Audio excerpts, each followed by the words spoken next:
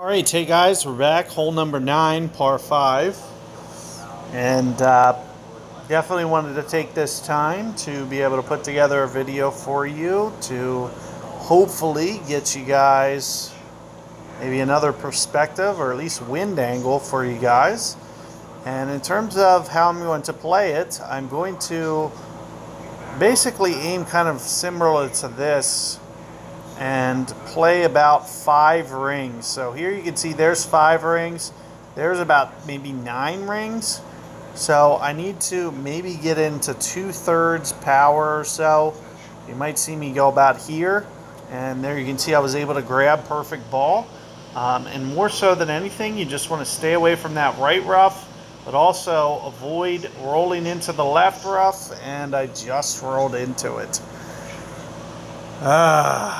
So very frustrating to see that happen.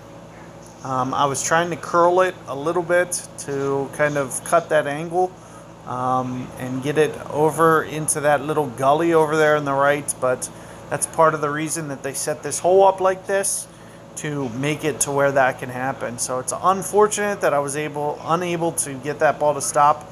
Now we're going to have to play for some kind of a layup shot. Which I'm not really looking forward to, because I did want to at least give you guys another go for the green.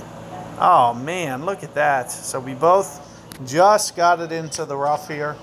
We're both going to have to lay up. I brought my off-roader. It's a relatively decent off-roader, so you know your off-roader might be a little bit underdeveloped compared to mine. But, you know, more than anything, just play within your means. If you don't feel comfortable going beyond, say, this much power, then don't go beyond this much power. You really need to hit close to great or perfect ball.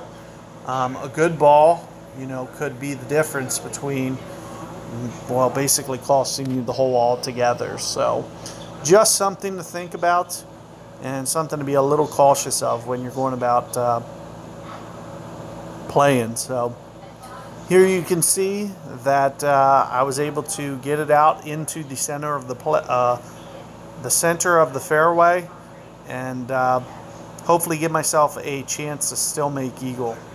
And depending on how hard these winds are, you know, both of us can still easily make these. So just something to keep in mind, that you know, just play within your means. Don't try to force the issue more than anything. Here you can see here's min club. It's probably about 3.4 per ring. 3.4, I would imagine.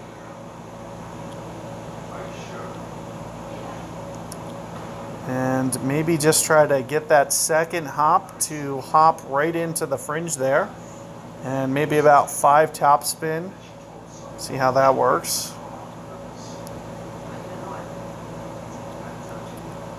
So aside from that, 3.4 per ring.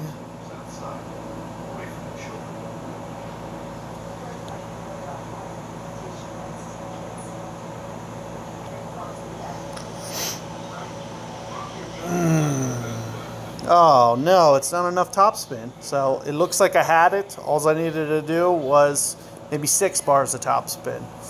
I was hoping, since it was downwind, so anytime that you see me leave the ball guide short like that, usually in a situation where it might be downwind, it'll be enough to project the ball forward, and you'll see the ball kind of hop forward a little bit harder. So another thing that you could see me doing with my ball guide is you probably saw me putting it on kind of the front half of that fringe. And that's part of the reason that I know downwind that when that ball guide kind of stretches out, especially after the wind affects, then it might kind of spring forward. So it's something to be very careful of.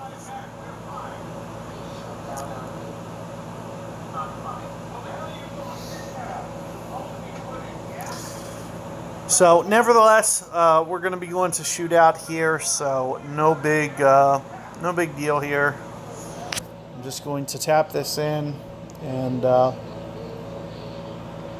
at the very least, you know, it's more about giving you guys foundation.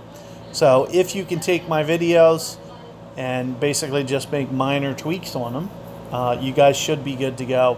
You know, with not having the best ball guide, you know, you might have to guess. So this is where maybe notes would be helpful.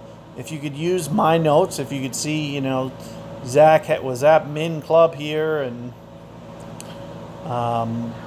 you know, use 5 topspin on a rough bump shot and it didn't quite get there. It's just something to keep in mind. You know, you can use 5.5 next time. It'll probably be in the cup. So, but anyway, I'm going to split these videos up and I'll catch you guys on the shootout.